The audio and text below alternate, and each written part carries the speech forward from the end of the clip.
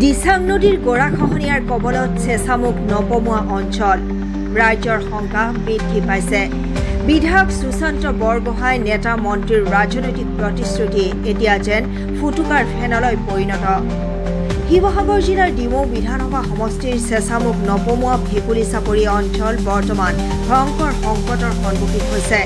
দিচাং নদীৰ প্ৰবল গৰাখহনীয়াই ৰাজ্যৰ মাজত এক বিভীষিকাময় পৰিস্থিতিৰ সৃষ্টি কৰিছে।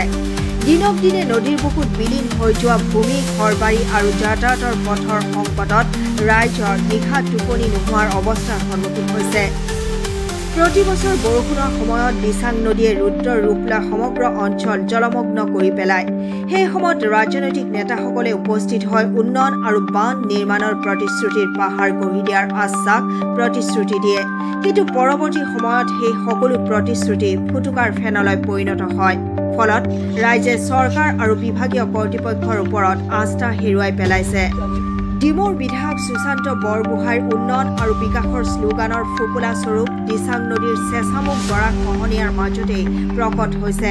ৰাইজে আশা কৰিছে যে চৰকাৰে দৃষ্টি নিক্ষেপ কৰি তৎকালীন ব্যৱস্থা গ্ৰহণ নকৰিলে সমষ্টিবাসীৰ ভোটাৰ ৰাইজ কোনটো মুহূৰ্তত ধ্বংসৰ গৰাহত বিলীন হৈ যাব পাৰে তাৰ কোনো নিশ্চয়তা নাই।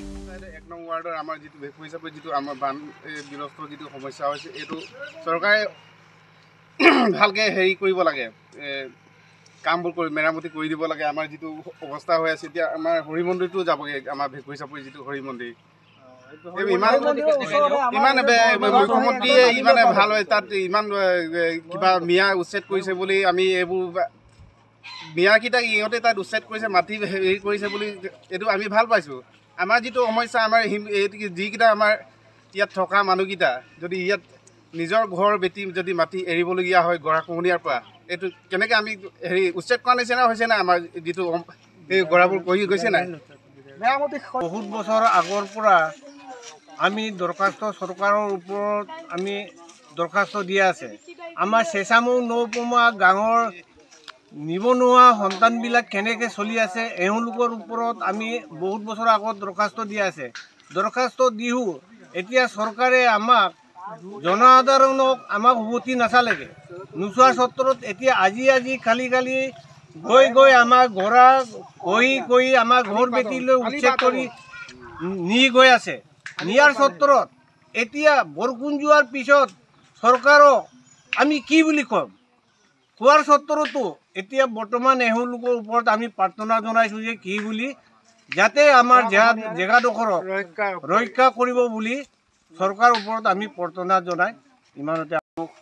নপমোৱা গাঁও আমাৰ এই গৰাখহনীয়া যেটো দেখিছে নহয় জৰাজীৰ্ণ অৱস্থা। আমি ৰাইজে আগৰ পৰা চৰকাৰক আপত্তিও কৰি আছোঁ যদিও একো মানে ভালকে মানে। শিৱসাগৰৰ পৰা Farid Ali report, news daily Assam.